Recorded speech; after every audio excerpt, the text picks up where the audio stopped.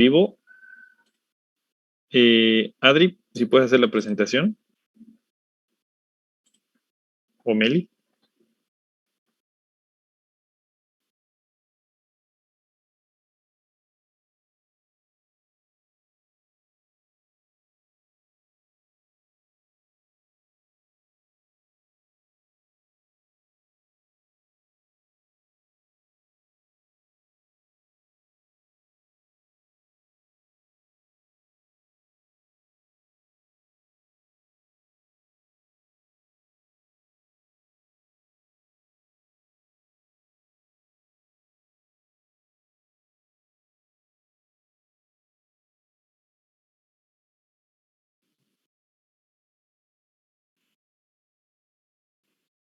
Bueno, primero, buenas tardes a todos y muchas gracias por la invitación.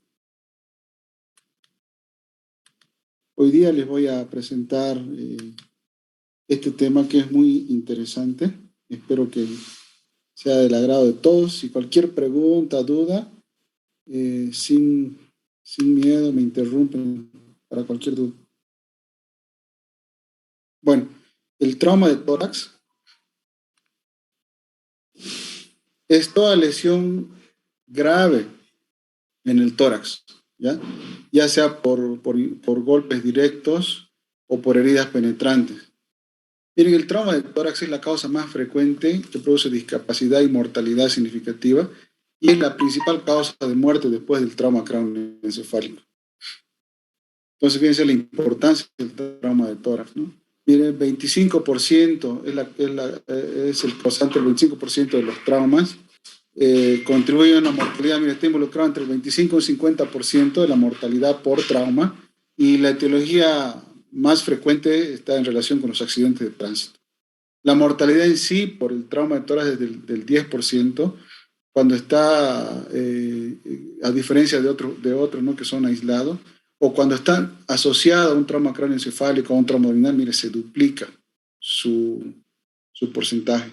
Y aún más todavía si se asocia a un trauma craneoencefálico o un trauma abdominal. Entonces se va, mientras más órganos sean lesionados, la mortalidad se aumenta. El trauma de tórax se lo puede dividir en dos, ¿no? El trauma torácico penetrante o el trauma torácico cerrado, ¿ya? El trauma torácico penetrante puede ser por arma blanca, como en este caso. Estos son fotos nuestras de los pacientes que hemos atendido. Sí, algunas veces llegan así, ¿ya? Entonces el trauma penetrante o el trauma cerrado. En estos casos, no puedo mi puntero.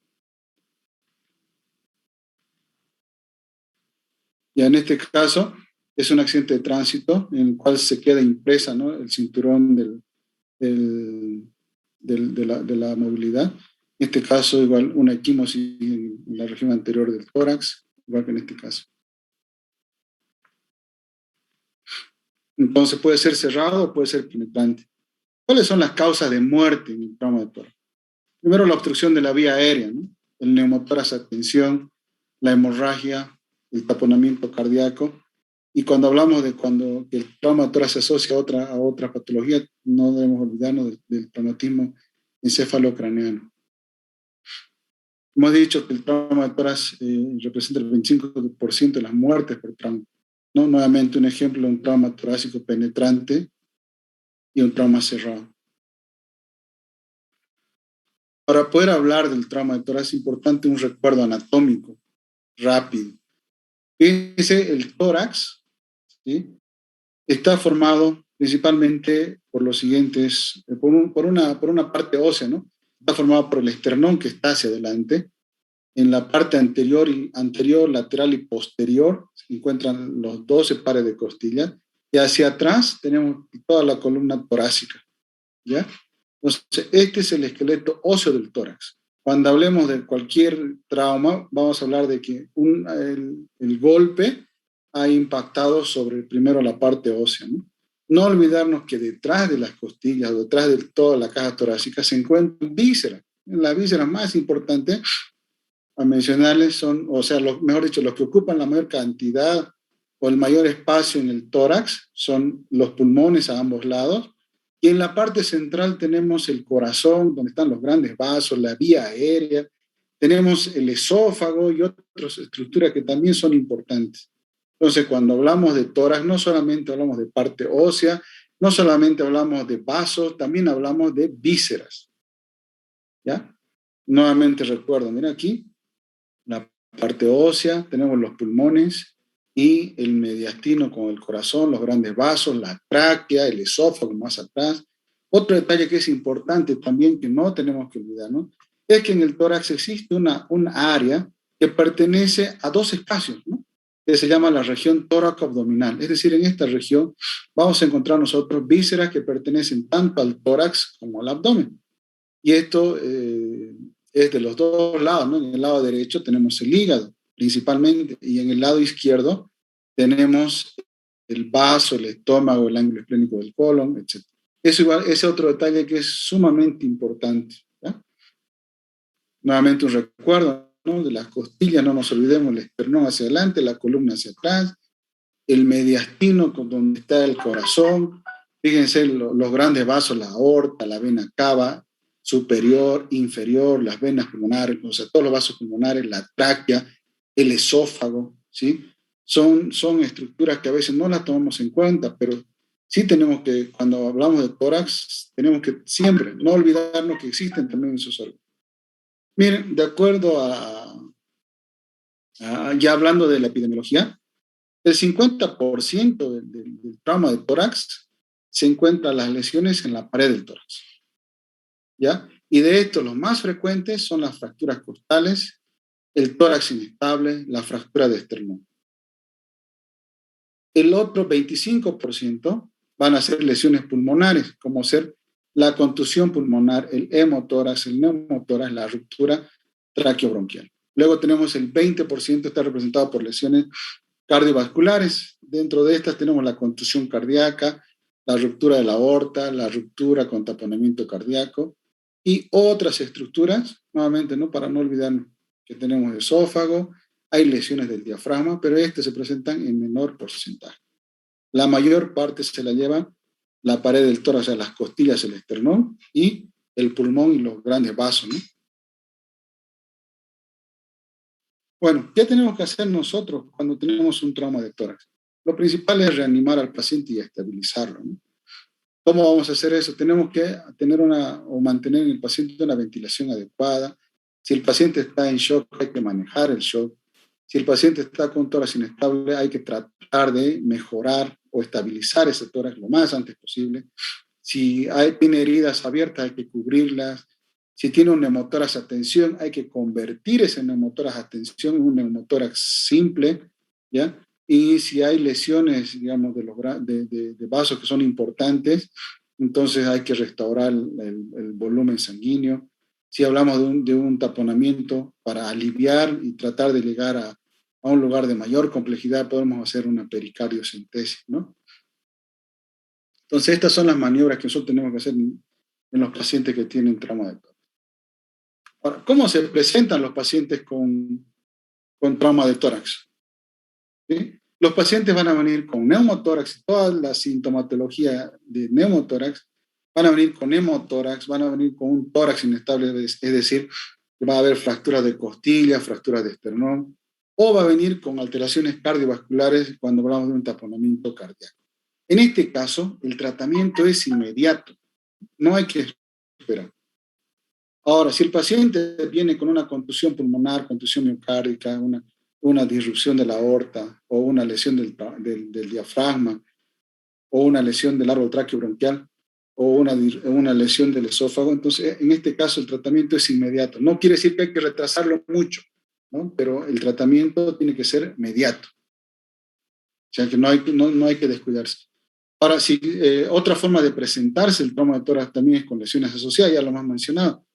La mayoría de los pacientes, cuando son accidentes de tránsito principalmente, o caídas de altura, vienen con lesiones asociadas como el trauma cráneoencefálico, puede venir con un trauma abdominal cerrado, Puede venir con fracturas de extremidades, fractura de pelvis, fractura de la columna cervical, lumbar, etc. Cualquier otra lesión que pueda asociarse al trauma de tórax. Entonces, aquí hay un pequeño resumen, ¿ya? De todo lo que nosotros podemos encontrar en el trauma de tórax. Cuando hablamos de pared torácica, siempre tenemos que ir a buscar enfisema subcutáneo, revisar la clavícula, revisar el tórax en busca de fracturas costales, fracturas de esternón. Entonces, si hay fracturas múltiples, ya vamos a entrar en lo que es el tórax inestable. Vamos a definir qué es el tórax inestable, ¿sí? Tenemos que ver la respiración paradójica, etcétera, o averiguar si el paciente ha tenido una atrición del tórax, ¿no? Algunas veces, bueno, es relativamente frecuente que por descuido, ¿no? Especialmente en las personas que trabajan en los talleres, por ejemplo, los que son mecánicos a veces se introducen debajo de la movilidad para arreglar algo y por alguna razón se suelta su gata o lo que utilicen para elevar el auto y les cae encima, ¿no? Entonces producen atrición del tórax. O algunas veces ha pasado también que hay casas que que su garaje está en subida y cuando van a abrir el portón se suelta o accidentalmente alguien mueve la caja y quedan apretados, o sea, que el tórax queda también atricionado, ¿no? Las lesiones del diafragma, lesiones de columna, ¿sí? Cuando hablamos del espacio pleural, vamos a ver lo que es un neumotórax, atención, el neumotórax abierto, el neumotórax masivo, el hemoneumotórax, ¿ya? Y otra lesión que es más crónica, la fibrosis pleural, ¿no? Cuando vemos lesiones del pulmón y los bronquios, hay que ver la laceración. Vamos a hablar de laceraciones, contusiones, hematomas, atelectasias y las fístulas broncopleural. Cuando vemos el corazón y los grandes vasos, lo primero que tenemos que tomar atención es el taponamiento cardíaco, ¿no? La contusión cardíaca, la laceración miocárdica, las lesiones septales y valvulares, lesiones de los grandes vasos. Siempre vamos a tomar en cuenta todas estas lesiones cuando hablamos de corazón y grandes vasos. Cuando hablamos de esófago, siempre, ¿no?, la lesión esofágica o la fístula esófago-traqueal, ¿ya? Cuando hablamos de bronquios, la obstrucción de la vía aérea, que está, si se fijan en el cuadrito, todo lo que está en rojo es de atención inmediata, ¿ya? Las lesiones traqueobronquiales son de atención inmediata y las verdes son de atención diferida, ¿no? Las estenosis traqueales y la de los bronquios, también cuando los pacientes se encuentran intubados por mucho tiempo en terapia intensiva, se puede producir estenosis de la tráquea y de los bronquios, ¿no? Cuando hay lesiones penetrantes por arma blanca o por proyectil de arma de fuego, no tenemos que olvidarnos que también en el tórax está el conducto torácico y podemos estar frente a un quilotórax, ¿ya? Ese es como un resumen de todo lo que nosotros vemos en el trauma de tórax. Ahora, clínicamente, ¿cómo viene un paciente con trauma de tórax? Puede venir con un neumotórax, un hemotórax, ¿sí?, o con un neumotórax a tensión o un hemotórax masivo, ¿ya?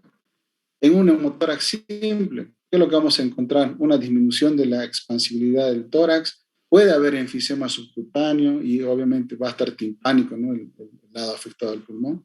Los ruidos respiratorios están disminuidos o están abolidos dependiendo de la magnitud del neumotórax. En el neumotórax, obviamente, como es pérdida de sangre, va a haber lo mismo, disminución de la expansibilidad, pero a diferencia del neumotórax, donde encontramos timpanismo, en el hemotórax vamos a encontrar matidez, porque el espacio pleural va a estar ocupado por sangre, ¿no? Los ruidos respiratorios van a estar disminuidos o van a estar abolidos.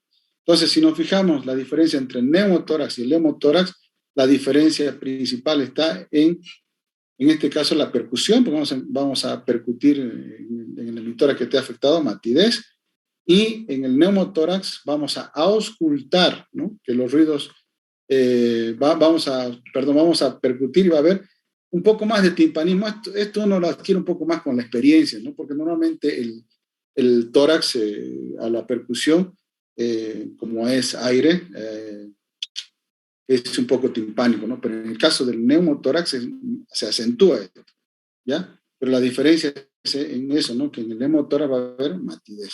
Ahora, si el neumotórax está a tensión, la clínica obviamente que va a variar, ¿no? El paciente va a venir con ingurgitación yugular, va a mantenerse el timpanismo en el lado del tórax, los ruidos respiratorios están prácticamente abolidos porque el pulmón va a estar colapsado casi completamente, ¿sí? Los ruidos cardíacos pueden ser normofonéticos y va a haber hipotensión. La hipotensión obviamente es porque todo el mediastino se desplaza hacia el lado contralateral y las venas que llevan la sangre de retorno al corazón, como son la cava superior y la inferior, están, ¿cómo les puedo decir? Están desviadas de su eje, y entonces eso hace que disminuya el retorno venoso, ¿ya? El hemotórax masivo, ya hemos visto, ¿no?, que la matidez va a venir también con ingurgitación yugular, los ruidos respiratorios también están abolidos, ¿sí? Es prácticamente igual, solo que la diferencia, ¿no?, del timpanismo y la matidez, y obviamente el antecedente también vamos a ver cuando hablemos ya de. Entonces, empezamos con el neumotórax. El neumotórax es la presencia de aire en el espacio pleural, una cavidad que inicialmente es virtual, se hace evidente, o sea, se la puede ver cuando se llena de algo. Cuando hablamos de neumotórax, este espacio pleural se va a llenar de aire, ¿no? Como vemos aquí, este es un esquema, ¿sí? Aquí ya tenemos el pulmón que está colapsado, ¿sí? Y en una radiografía así se ve el neumotórax, fíjense aquí se ve el reborde del pulmón, ¿sí? Y todo esto hay ausencia en la trama y se ve, aquí se ve claramente que primero que no hay trauma y se ve claramente también el reborde del pulmón y todo esto aquí es aire. En este caso, en esta radiografía también, mira, aquí podemos ver el reborde del pulmón, la trama vascular que llega solamente hasta este lugar, y de aquí digamos, hacia las costillas no existe trama vascular. Las costillas se horizontalizan un poco más, ¿sí? Son signos radiológicos de neumotórax. En este caso es un neumotórax a tensión. Si ustedes se fijan, en esta imagen, el mediastino está siendo ya desviado hacia el otro lado, ¿sí? Un detalle importante. El diagnóstico de neumotórax a tensión, por si acaso, no es radiológico, ¿no? El diagnóstico de un neumotórax a tensión siempre es clínico, ¿ya? Esto, bueno, en este caso, para poder enseñar, tenemos esta radiografía, ¿no? Un neumotórax hipertensivo. Se fijan cómo el mediastino está desviado hacia el lado contralateral, la tráquea está desviada, y vemos nada más un pequeño muñón que es el pulmón del lado derecho en este caso. Otro método de estudio que es muy útil es la tomografía, ¿sí? Hemos dicho que los pacientes con neumotórax pueden venir con lesiones asociadas, ¿no? O el paciente puede estar inconsciente. Entonces, si el paciente va a una tomografía de cráneo, por ejemplo, ahí se puede aprovechar para hacer un escaneo total, ¿no?, de cráneo, tórax y abdomen. En este caso es una tomografía de tórax donde nos muestra un neumotórax también, el pulmón aquí colapsado, el pulmón del lado, en este caso el lado izquierdo está expandido, pero el lado derecho hay colapso del pulmón. En este caso hay colapso del pulmón con líquido. Si esto llevamos a un entorno de trauma, esto probablemente sea un hemoneumotórax. Y en este caso, ¿sí?, en esta otra imagen, fíjense que aquí es evidente el enfisema subcutáneo, ¿no? Podemos pensar que aquí hay un trauma torácico con fracturas costales, con ruptura de la pleura, y por eso está produciendo todas estas alteraciones, ¿sí? Entonces, para eso es útil una tomografía. La ecografía hoy en día también la ecografía ha tomado mucha importancia hoy en día, ¿no? Principalmente con esto del COVID.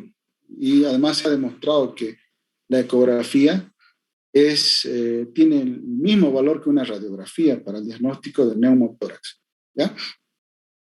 El hemotórax. Antes de hablar de hemotórax, les voy a hacer recuerdo un poquito de la anatomía para que podamos ver de dónde viene el sangrado en el hemotórax. No nos olvidemos, ya habíamos hablado de la parte ósea, ¿verdad? Debajo de las costillas existen 12 arterias y venas intercostales, ¿sí? Al lado del esternón existen unos vasos aquí, que están a 1 o 2 centímetros más o menos de los bordes laterales del esternón, que son las venas y las arterias mamarias internas, o también se llaman torácicas internas, ¿recuerdan? Pues aquí tenemos 2, aquí tenemos otras 2, tenemos 24 arterias intercostales que eventualmente pueden sangrar, ¿sí? Luego no nos olvidemos también del mediastino, donde está el corazón, que es un órgano que sangra. Tenemos los grandes vasos, la aorta, la pulmonar, las venas y las arterias pulmonares que están en el hilo del pulmón, ¿sí?, que sangran también. No nos olvidemos también que el pulmón está completamente lleno de arterias y de venas. ¿Se acuerdan de las arterias y las venas pulmonares? Porque la función del pulmón es realizar el intercambio gaseoso de oxígeno por dióxido de carbono. Entonces, cualquier lesión que haya en el parénquima pulmonar va a producir dos cosas, ¿no? Que salga aire por ahí, ¿sí? Y la otra es que sangre, ¿ya? Entonces, eso nada más para hacerles recuerdo. Entonces, los vasos que pueden sangrar, perdón, son las arterias o los vasos intercostales, las mamarias, el diafragma, me está olvidando de aquí abajo, el diafragma, que también existen las arterias frénicas superiores, frénicas inferiores, que pueden sangrar, ¿sí? Y no olvidarnos siempre de las arterias y venas que tiene el pulmón, ¿no? Las arterias bronquiales, etcétera, etcétera. A medida que se va dividiendo el pulmón, también se van dividiendo los vasos, ¿no? Aquí está, miren, las arterias y venas intercostales, el pulmón que está lleno de arterias y de venas, el corazón, el diafragma. Entonces, ¿qué es el hemotórax? ¿Qué es el hemotórax? El hemotórax no es otra cosa que la presencia de sangre en el espacio pleural, en ese espacio virtual, ¿sí? Que aquí vemos, ¿no? Ven, miren, fíjense, tenemos el reborde del pulmón y las costillas. Este espacio pleural que inicialmente es virtual, se hace evidente, ¿no? Cuando se llena de algo. En este caso, cuando hablamos de hemotórax, se va a llenar de sangre. Y lo más probable es que esta sangre provenga de cualquiera de los vasos que hemos mencionado anteriormente. Y ahí el hemotórax puede ser leve, puede ser moderado, puede ser severo, ¿ya? En este caso, por ejemplo, en esta radiografía vemos que en el pulmón del lado izquierdo, el hemitórax izquierdo, está completamente radiopaco. Quiere decir que si esto, hablando de trauma, si estamos hablando de trauma, esto es un hemotórax masivo, ¿sí? Como en este caso también, miren, tiene un nivel hidroaéreo, ¿se fijan? Entonces, si hablamos en contexto de trauma, esto va a ser probablemente un hemoneumotórax, ¿ya? Existen varias formas de poder cuantificar, de poder cuantificar el hemotórax. Entonces, ¿cómo podemos cuantificar por radiología la magnitud del hemotórax? Es un hemotórax leve, ¿sí? Si solamente se borra, en este caso aquí, si solamente se borra el seno costro diafragmático, de cualquier lado, ¿no? Derecho o izquierdo. Es un hemotórax moderado cuando el nivel de líquido en el tórax alcanza la extremidad anterior de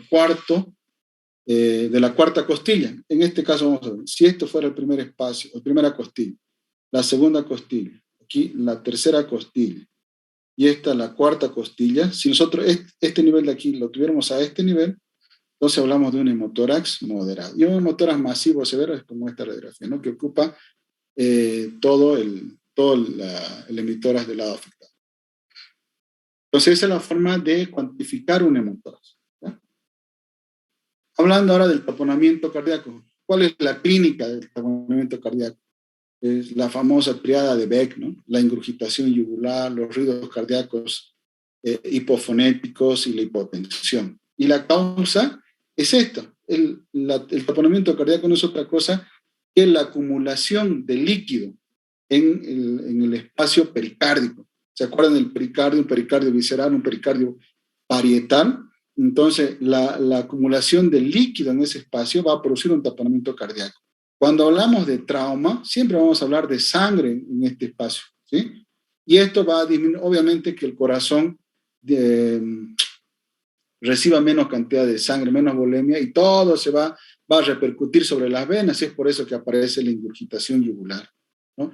Los ruidos cardíacos hipofonéticos, porque obviamente todo este espacio está ocupado por sangre en este caso, ¿no? Cuando hablamos de trauma, ¿sí? Y la hipotensión obviamente también es por esto, porque disminuye el retorno venoso, disminuye la contractibilidad del corazón también, y eso va a repercutir.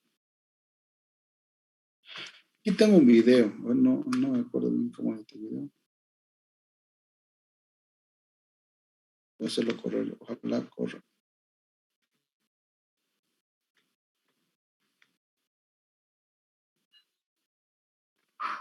Este es un trauma, es una lesión cardíaca, ¿se fijan? Es una toracotomía de urgencia y ahí tiene la lesión. ¿Sí? Creo que será todo. Este es otra, pero no sé si es video. Sí, es otro video, miren. es un taponamiento cardíaco, en este caso ya se vierte el pericardio y vemos el corazón cómo está latiendo. Y ahí tenemos un coágulo que en este caso está obstruyendo el sangrado, ¿no? Entonces lo que se hace es una reparación, una rafia al corazón y con eso va a solucionar el problema.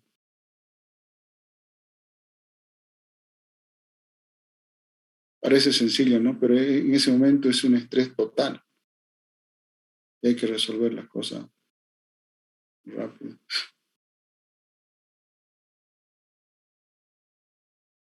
Y así queda. No hay sangrado, con el pericardio abierto, ahí se ve el pulmón, una parte del pulmón, el diafragma aquí abajo y ahí estaba el corazón.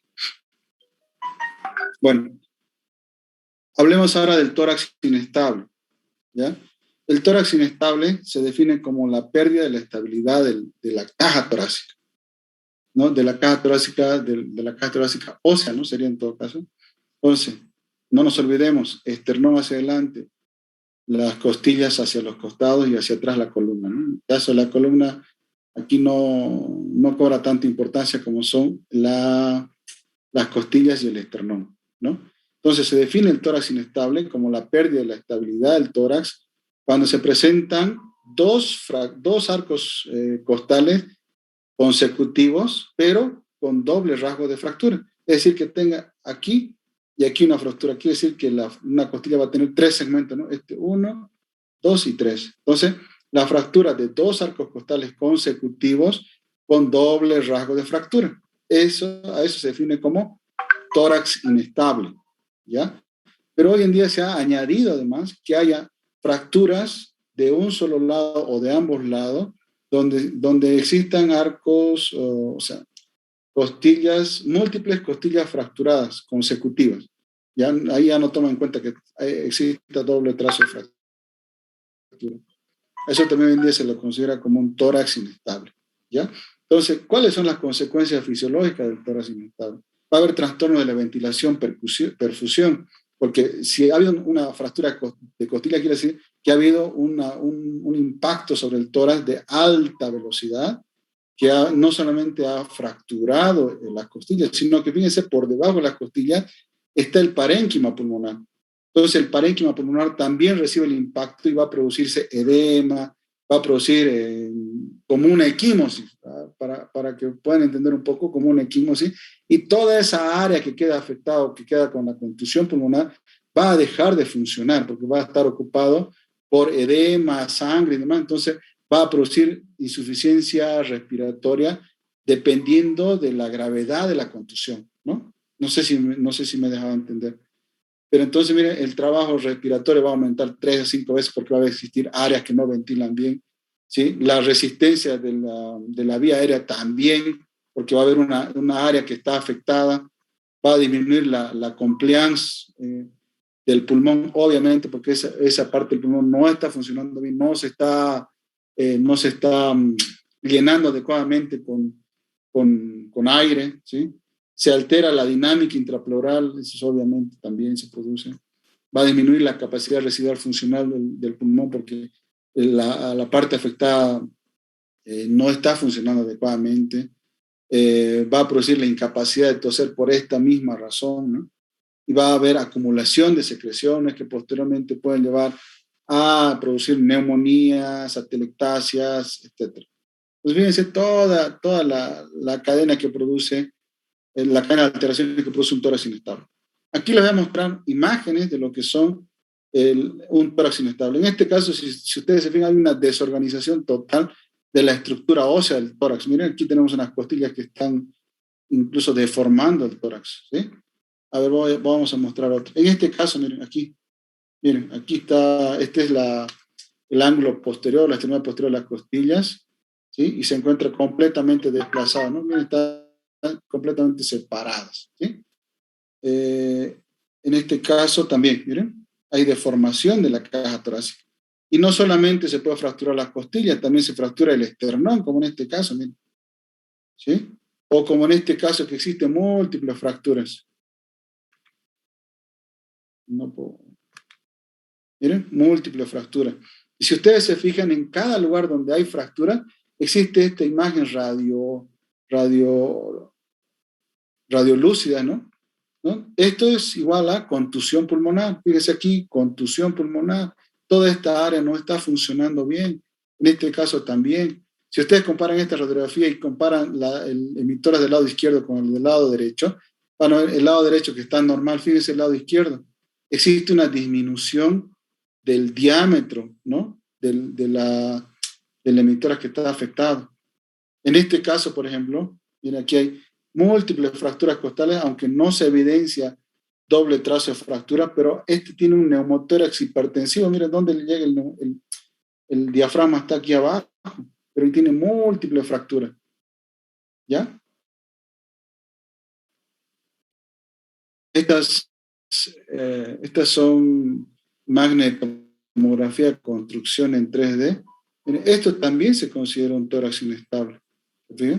Múltiples fracturas de un solo lado, pueden ser de los dos lados también. ¿Sí?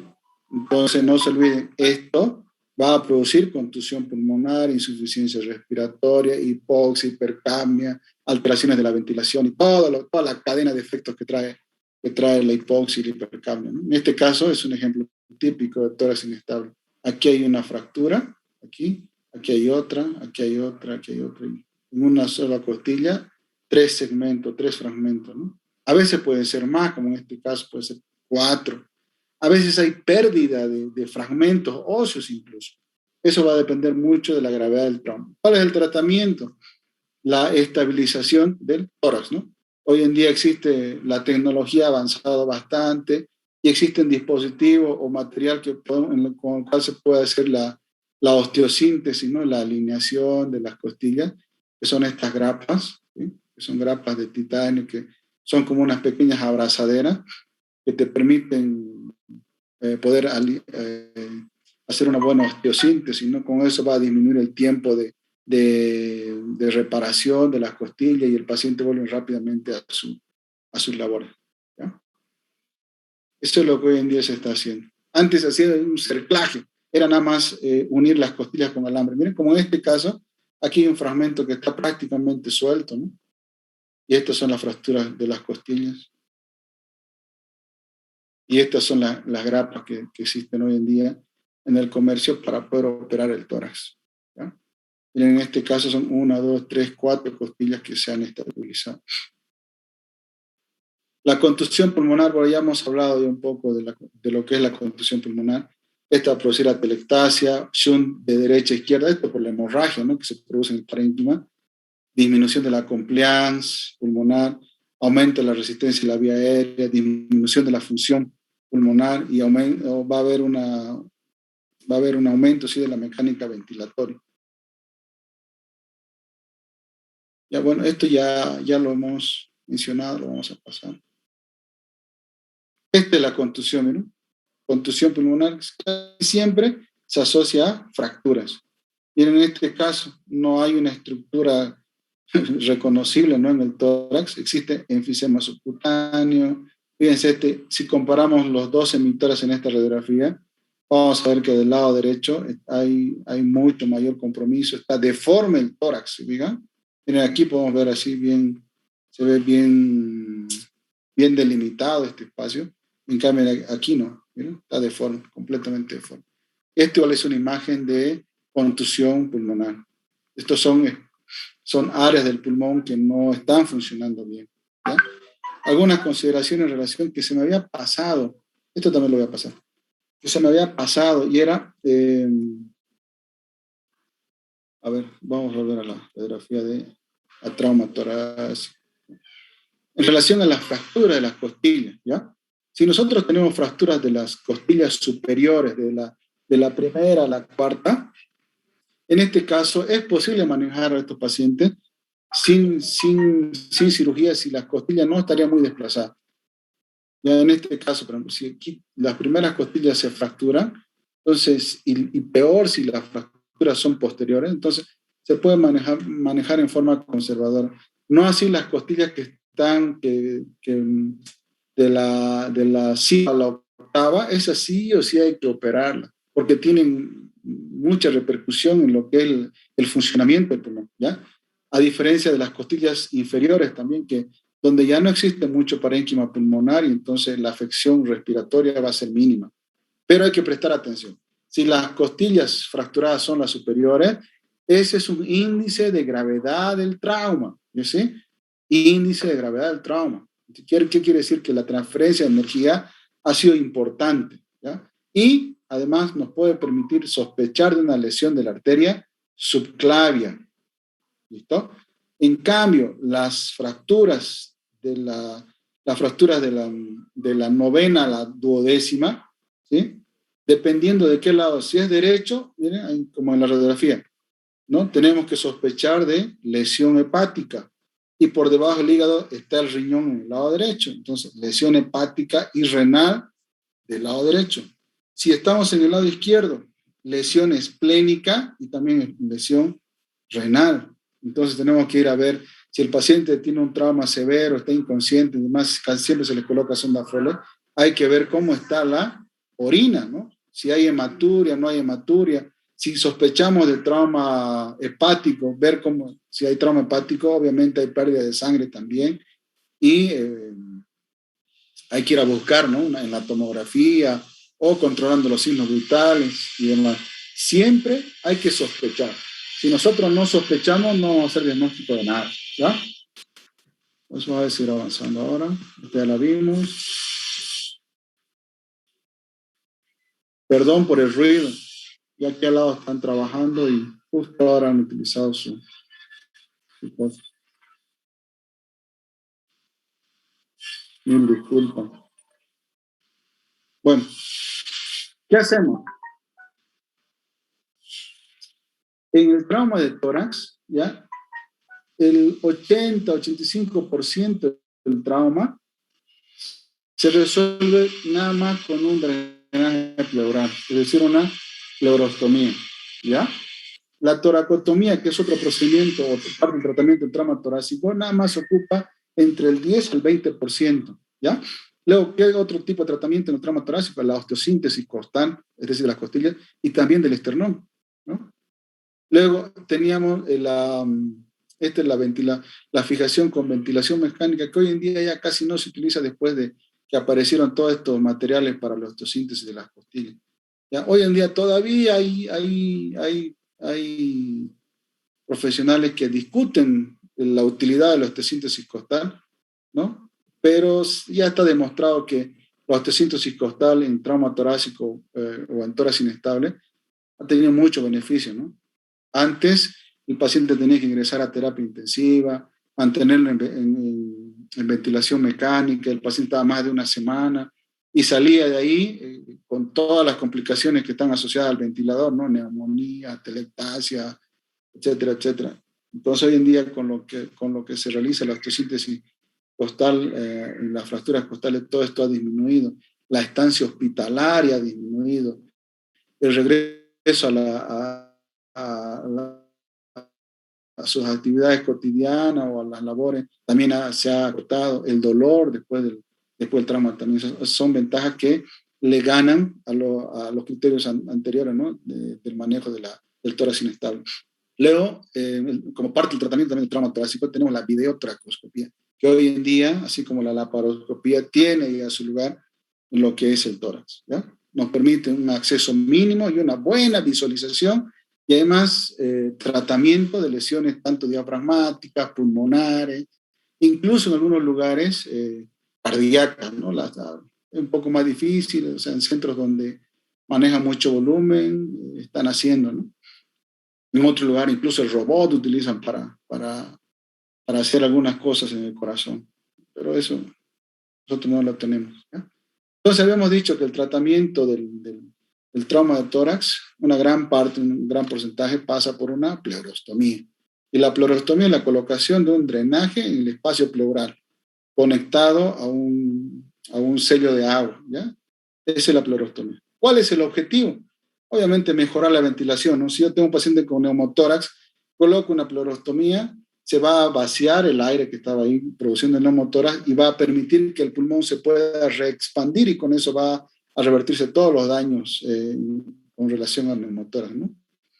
Luego, nos va a permitir además establecer criterios criterios para tomar una decisión quirúrgica, ¿no? Por ejemplo, si es sangre lo que sale a través de la pleurostomía, vamos a ver, 6.500 de ml de sangre, o sea, si yo al colocar el drenaje veo que me va a dar 1.500 de débito en una sola, entonces el paciente es quirúrgico.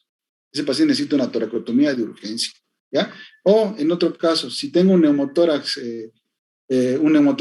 atención, coloco el drenaje y veo que hay fuga de aire constante y el paciente no mejora, no mejora, no mejora, eso me va a dar una idea de que hay una lesión de un segmento de la vía aérea importante que necesito también entrar a la cirugía. Entonces, para eso nos sirve la pleurostomía, ¿no? ¿Qué vamos a evaluar de este drenaje, de la pleurostomía?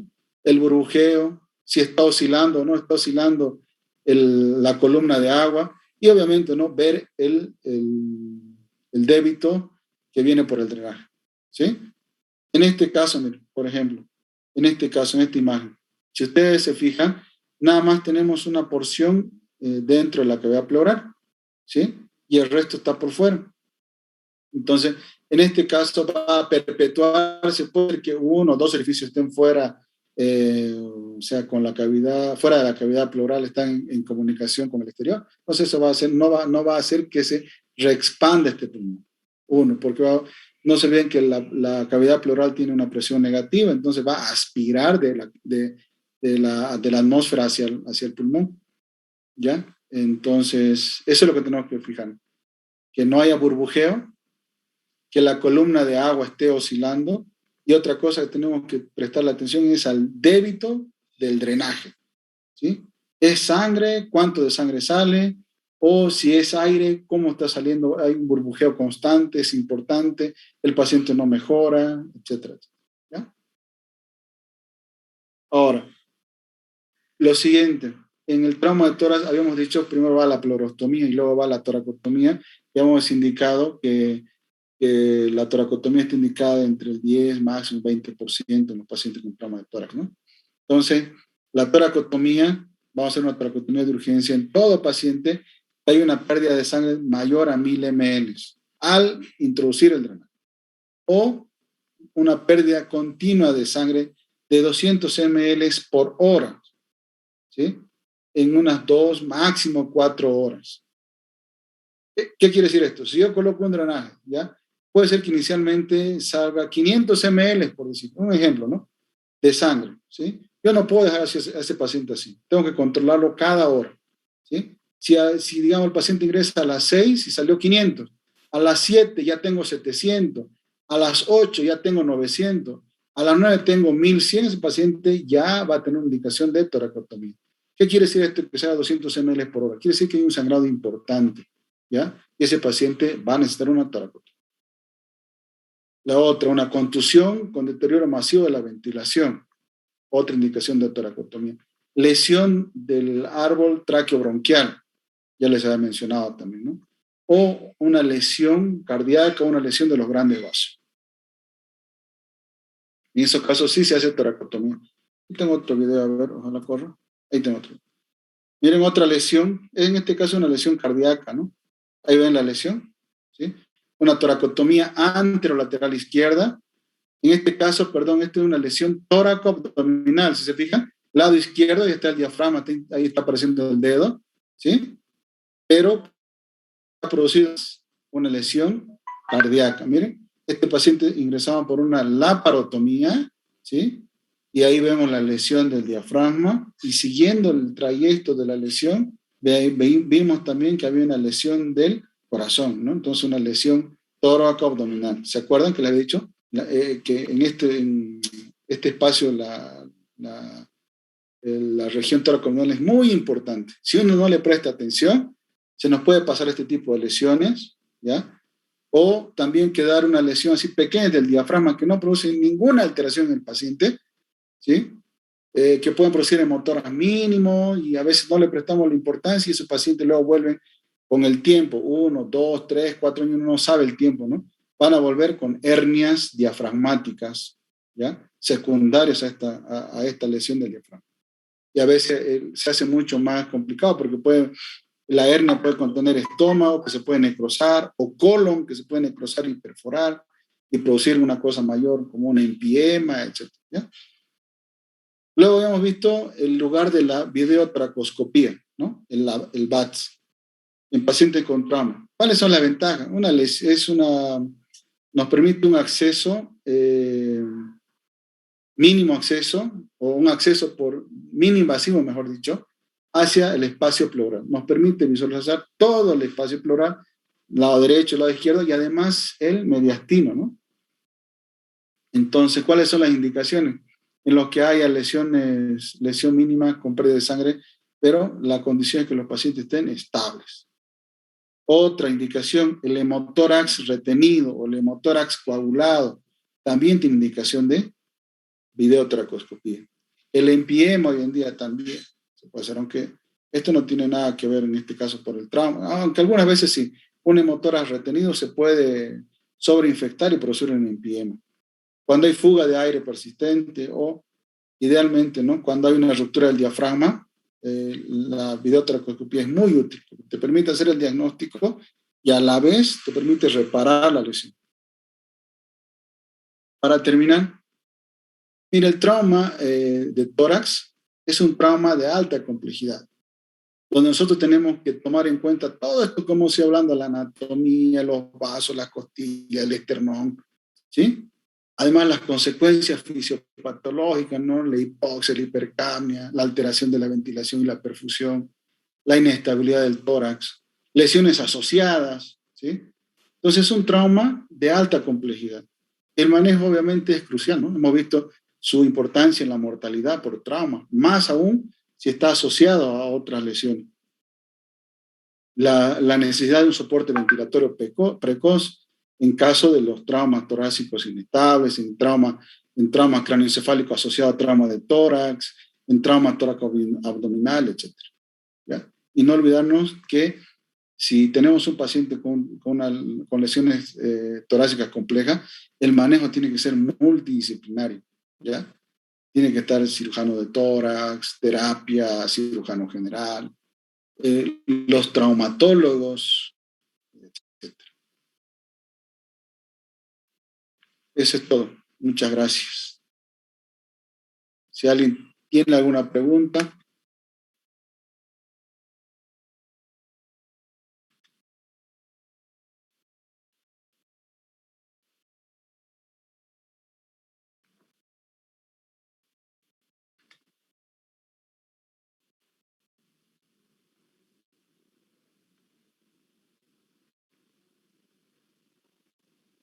Hola. Si alguien quiere preguntar algo.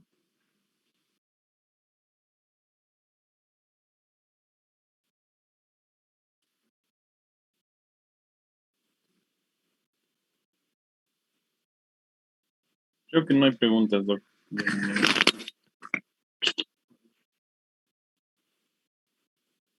Bueno, si no hay. Aquí hay una pregunta. ¿Con qué medida referir a un paciente con tórax inestable de la provincia? Esa es, ¿no? La pregunta. Entonces, si el paciente con tórax inestable no tiene otro trauma, ¿sí? No tiene una lesión asociada, entonces lo más importante es la oxigenación. Es lo más importante. Y la analgesia, ¿no? Eso es lo más importante. Entonces tendrían que trasladar al paciente, si es necesario intubado, intubado. Si el paciente está consciente y satura dentro de parámetros aceptables para el traslado, con oxígeno y trasladarlo hasta un lugar donde se pueda completar la atención, ¿no? No es lo mismo que un tórax hipertensivo, ¿no? A veces podemos utilizar las válvulas de Heimlich, que algunas veces las he visto hacer de forma casera, ¿no? Con una bránula o con una aguja gruesa, a la que le amarran un dedito de guante que está seccionado, cortado y amarrado a la agujita, que funciona como una válvula de Heimlich. No se olviden, el objetivo de un neumotórax hipertensivo es convertirlo a un neumotórax simple. Entonces, con esta maniobra de la maniobra de Heimlich, tú puedes convertir un hipertensivo en un neumotórax simple, por lo menos hasta que el paciente pueda llegar a un centro de mayor complejidad, ¿no? Y en el caso de los neumotórax abiertos, ¿no? En los neumotórax abiertos son neumotórax que están soplando, tienes una herida y por la herida estás soplando. En ese caso lo que hay que hacer es cubrir, o sea, agarrar un pedazo de plástico, obviamente limpio o estéril, ¿no? Por lo menos, y cubrir 3 extremos de un cuadrado, ¿no? Cosa que te quede un lado del cuadrado sin pegar. ¿Para qué? Para que se convierta en una válvula unidireccional. Cosa que cuando el paciente inspire, pueda salir el aire de la cavidad pleural y cuando el paciente expire, se selle solo con la presión negativa que tiene el espacio pleural para que no ingrese el aire hacia la cavidad pleural, ¿no? Y te produzca un neumotórax.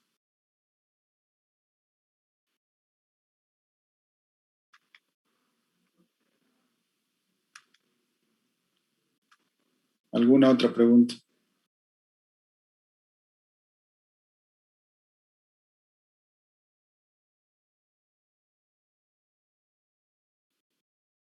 Creo que no hay más preguntas. Bueno, si no hay más preguntas, agradecerles por la invitación, ¿ya? Y espero les haya gustado la presentación. Muchas gracias. Muchísimas gracias, doctor, por la presentación. Realmente creo que ha sido del provecho de todos nosotros y lo vamos a estar invitando para otra oportunidad, doctor. Muchísimas gracias, de verdad. Ya, gracias a ustedes, que les vaya muy bien. Buenas noches. Bien, para todos los presentes, vamos a continuar con la charla de manejo del ACV